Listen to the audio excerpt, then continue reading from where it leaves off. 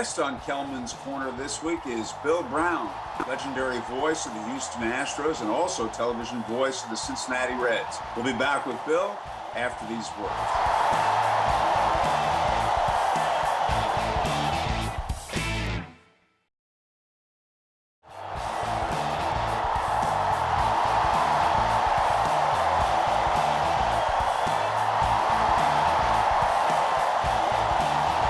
Bill Brown, longtime television voice of the Houston Astros, is our guest.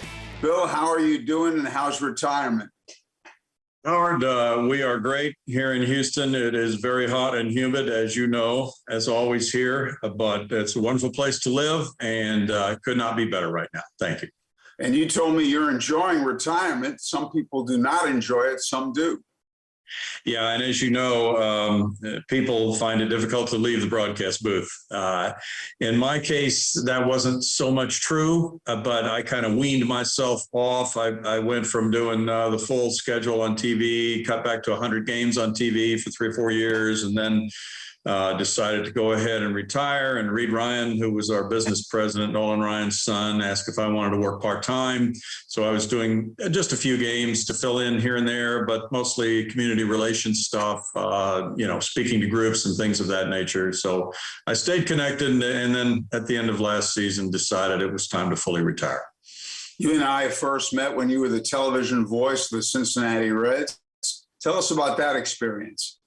Oh, it was a blessing for me to get that job. After I served in the Army, I got the job at Channel 5 in Cincinnati doing weekend sports. And they told me they wanted me down at the ballpark doing interviews and things of that nature. So, first time I had ever lived in a major league city, and the team was great. So that was, I did not require any urging to get down there. I wanted to be at the ballpark as much as possible. Started doing interviews. I did a scoreboard show after the weekend games on TV. And so I got involved a little bit there. And then I think we started doing a show called Red Scene, Howard, about 73 or 74, which was a pregame show on television. And that led to even more involvement, more interviews. We went to Johnny Bench's hometown, Binger, Oklahoma, and did a little bit of travel for that show to try to give the fans some different insights into the players. And then eventually, Charlie Jones was doing the TV play-by-play back at that time. You'll remember him from NBC fame. And so it was a freelance job. At that point, we had about only maybe 35 games on television. And so he would not be able to do the weekend games in September because of his NBC NFL commitments. And so they would need someone to fill in for him. And I was able to fill in a few times on those games. And then gradually up until 1976, did a few more games. And then in 76 was fortunate to join Ken Coleman on the actual game broadcast, and it moved along from there. That 76 Reds team remains the only team to go undefeated in the postseason since the start of divisional play. Tell us about covering Pete Rose, Johnny Bench, Joe Morgan, Tony Perez. Well, absolutely everybody in the world would have wanted that job. And I knew how lucky I was. And, you saw it. It was just a team never to be forgotten. And as you are well aware, no National League team has repeated as world champions since the 75 and 76 Reds. So that is still just a special time in the history of the game. But all those Hall of Fame players and top-notch guys, Ken Griffey certainly was a guy who deserved a lot of recognition, but kind of got lost in the shuffle. And Dan Dreesen and George Foster was an MVP. There were just superstars galore on that team. And the pitching was not filled with superstars, but Sparky Anderson was very deft in his managing of the bullpen, and the starting pitching was, I think, better than it got credit for. I did an interview with Jack Bellingham years ago, Howard, and he was at the time pitching coach in the Astros minor league system. And he pointed out to me, he said, well, look at the guys who were on that staff in that rotation, and Ross Grimsley was another one. And, you can go down the line who were successful with other teams as well as Cincinnati. So it wasn't just a matter of, hey, I'm lucky enough to be in the Reds rotation. And if I keep the other team to 4 or 5 runs, I'll win. No, they were good pitchers. They just didn't get a whole lot of credit. A couple of years later, 1978, Pete Rose went on a 44-game hitting streak. And I always felt if there was a guy who had the makeup and the temperament to handle the pressure, it was Pete. And like we said, it went 44 games. Yeah, I remember the game in New York. We were televising that game when he broke the record set by Tommy Holmes, who was there in attendance at Shea Stadium.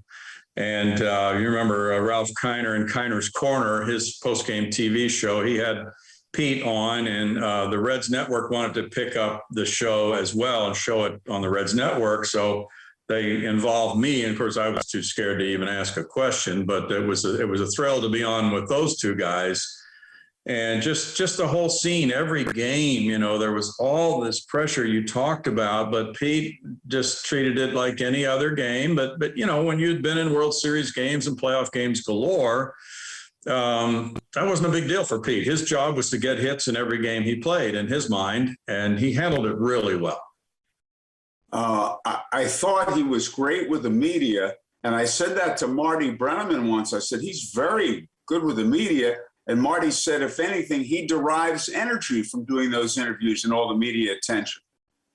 That's a good point, Howard. I think sometimes players, when they get to that veteran status and they reach the mid-30s, will say, are a little low on energy, but they can pick up energy. And I remember Tug McGraw, when he used to come out of the bullpen for the Phillies, used to say, you know, he used to look around the stadium as he was walking to the mound, and people in the media said, well, why do you do that? You know, you're not focused. You don't have the tunnel vision like some relievers do. He said, no, I enjoy the crowd, and it helps me to take that all in when I'm on the way out there. So players treat it in different ways. But yeah, I think Marty made a good point in that comment to you, that I think Pete really savored the energy that he brought.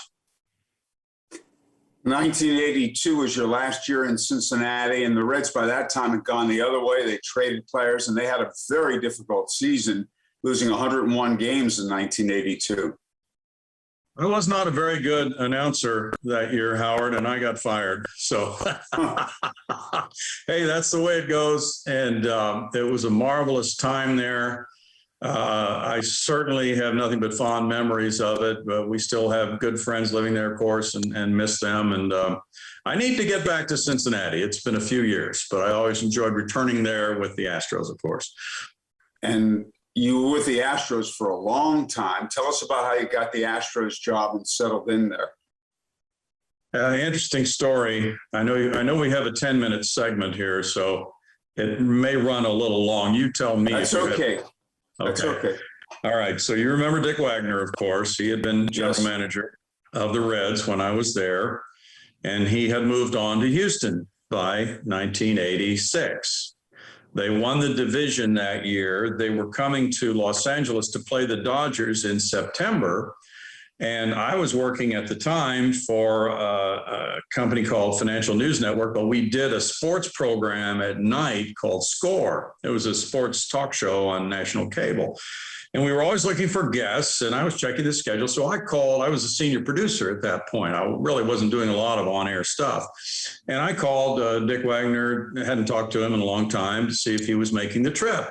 And he said he was, and I asked him if he would be a guest on the show. So he and I did an hour, and we were fielding calls from all over the country. And I took him back to his hotel in downtown LA, and he asked me if I had been trying to get back into baseball, because at that point I had been out for about 5 years doing other sportscasting jobs. And I said, no, I really haven't been applying. You know, those jobs are so hard to get. I'm just trying to do the job I have. And end of conversation. And then in November, I get a call from him, and he says, hey, I remember our conversation. If you would be interested, we have an opening now in Houston. So if you want to apply, send your tape to the director of broadcasting, gave me his address and that sort of thing. And I applied and wound up getting the job. It was crazy. That's terrific. And you did the games for over 20 years. Yeah, in fact, 30. So I just thought when that number 30 came up, I thought all that year that this is enough. This is good. Let's just cut it off here. We'll have more with Bill Brown after these messages.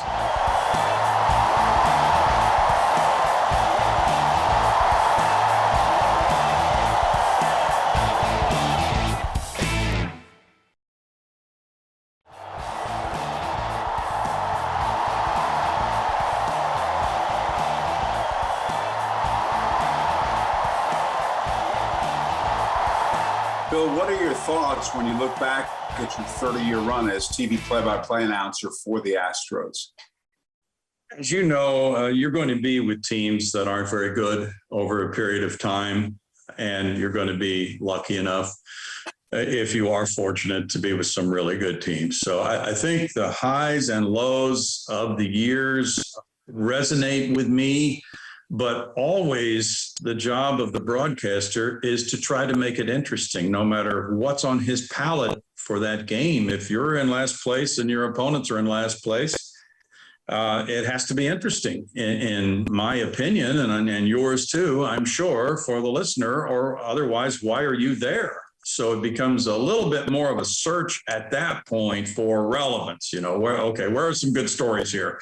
Is somebody trying to lead the league in hits or whatever? You'll find some angle, hopefully, but beyond that, just do the game. And when you're with one of those great teams, you really don't have to do much searching. You just show up and let the excitement take it, and it's easy from that point on. I'm not trying to say it's an easy job, but relatively speaking, much easier to work for a first place team than a last place team. And that's why I always appreciated the guys, like Byram Saum with the Philadelphia Phillies. Never knew him, but all those years with bad teams, oh man, that makes it tougher. It really does. I saw a comment where Howie Rose asked Lindsey Nelson years ago, who do you think the best baseball broadcaster is? And Lindsey said, I don't know, but I guarantee you he works for a winning team. Yeah, I agree with that. I think the fans perceive a broadcaster to be better when the team is better. Yes. That's so true. Greg Brown told me that he got more positive comments about his broadcasting the 3 years the Pirates made the postseason than all the other years combined. No doubt. And I realize that the viewership and listenership drops off quite a bit. That's why I always appreciated the, quote, true fans who listen regardless of where the team is in the standings. They truly do love the sport and the team. And you did have some terrific teams. In 2005, you won the National League pennant. Yeah, that was a very good team. The weird thing was that year that they got off to a terrible start. And the Houston Chronicle printed an article with Tombstone on it in May. They were 15-30. And so wow. the Houston Chronicle buried the team right there on the front sports page. And of course, the players used that to their own desires and took it as a slap in the face. And, you had Roger Clemens and Andy Pettit and, just a great team, but the team wasn't hitting. And so they did come alive and they made it to the World Series. That was a good lesson, I think, for a lot of people in giving a veteran team a chance to come around, even though it would seem that they didn't have one. You mentioned Roger Clemens and Andy Pettit. Who are some of the other personalities and players? You had some terrific players that really stand out. Mm-hmm. Well, I think everybody remembers Craig Biggio, Jeff Bagwell, Lance Berkman, the Killer Bee era, the everyday players. Those guys were not, it wasn't like the Big Red Machine era. They were, more like regular guys who worked hard. I'm not going to say they weren't great players because Biggio and Bagwell are in the Hall of Fame, obviously, and Berkman was borderline. But they didn't have flashy personalities. They didn't revel in the spotlight. They didn't go looking for publicity. And I think they gained the appreciation of people around the country through their hard play. Yes, it was really impressive what they accomplished and what they did during those years. Now, you're also an author. Tell us about some of the books you've written.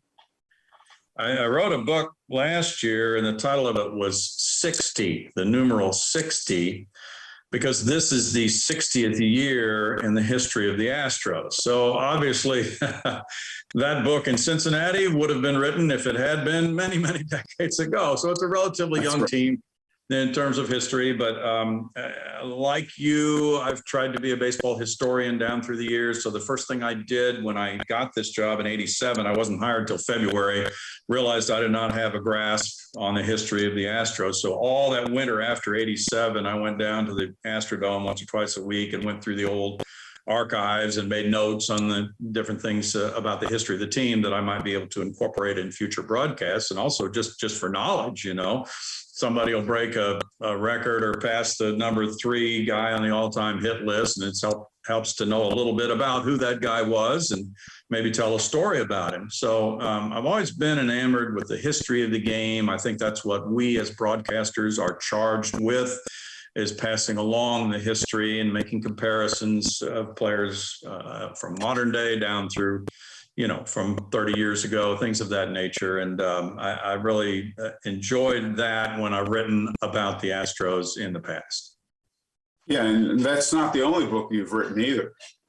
No, my first one was actually a book called My Baseball Journey, which I didn't really want to write, but a friend of mine co-authored it with me, and he was dragging details from my life out of it. And I didn't think my life was that spectacular to read about, but he actually steered me into some areas. He said, well, tell me, about knowing this person. So we'd write, the Bob Watson story when he scored supposedly the 1 millionth run in baseball, and they gave him the 10,000 Tootsie Rolls and all this sort of thing. And then it proved to be untrue. Years later, it was uncovered that really was not the 1 millionth run in baseball, but there was a big promotion on. We celebrated it. So I wrote about things like that in the book, and that was, 8 or 9 years ago. It's been a while. Now, you were working part-time for the Astros when they won the World Series a few years ago. Tell us your thoughts on that ball club.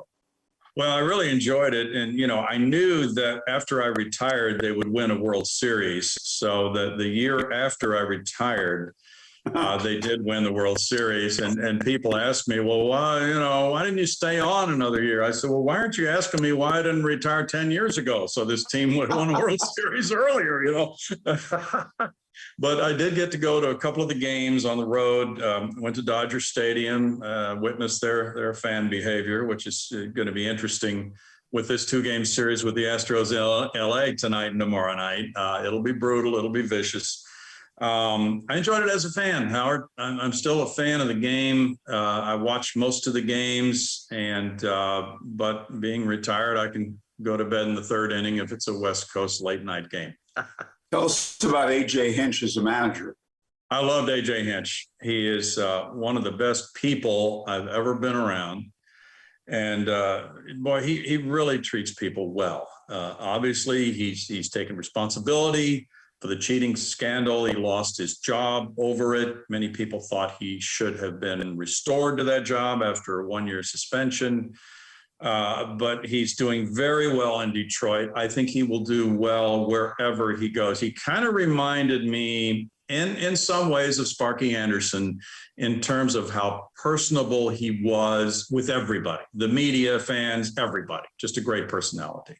That's a great point. You mentioned Sparky, and the relationships he developed with people, I think, were a big, big key. And he talked about his big 4, Pete and Joe and Johnny and Tony, and they were special in his eyes. Yeah, and he had different rules for them. And some people think that a manager should have the same rules for all players. I don't agree with that. And I think we saw with Sparky that it's really not necessary.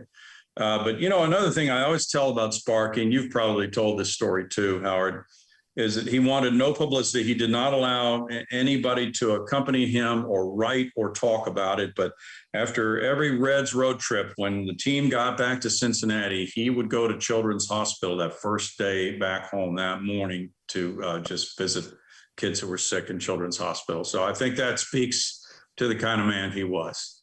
Yes, he had a wonderful heart. How's Dusty Baker doing with the Astros? He's doing really well. Oddly, I have not, because of COVID, have not had a face-to-face meeting with him. It's just strange. And as you know, with the media passes this year, you're not allowed to go in the clubhouse. So I haven't gone to games this year. I've gone to 1 or 2 games and just as a fan sat in the stands. So I've not had a face-to-face meeting with him, but he was always one of my favorites to talk to around the batting cage. Again, one of those very personable guys. He got put in a tough situation. I know he was glad to be managing again with all the backlash from the scandal. And I guess he handled it well. Please let us know how that was handled. Oh, I thought it could not have been better. I thought that he was exactly the man for that job. And he really had no reason to talk about the scandal because he wasn't here. And I think that is perhaps was one reason that the owner, Jim Crane, decided to fire A.J. Hinch, because he did not want those ties to the past and he did not want it being brought up. And so I am not around Dusty with the media now, but I really can't envision anybody bringing up the cheating scandal now. It's behind us, even though the fans bring it up all the time. Well, Bill, it's great spending time with you. Thank you very much, and congratulations on all you've achieved over the years. Well, thanks, Howard. A pleasure and an honor to be on with you. You've had a tremendous career as well, and I enjoyed our time together. That's Bill Brown. We'll be back after these words.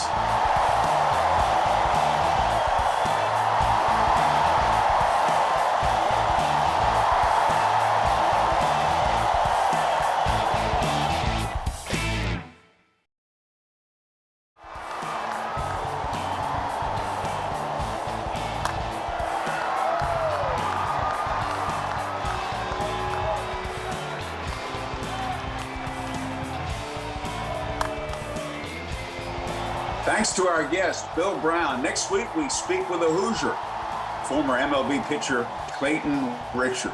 See you then.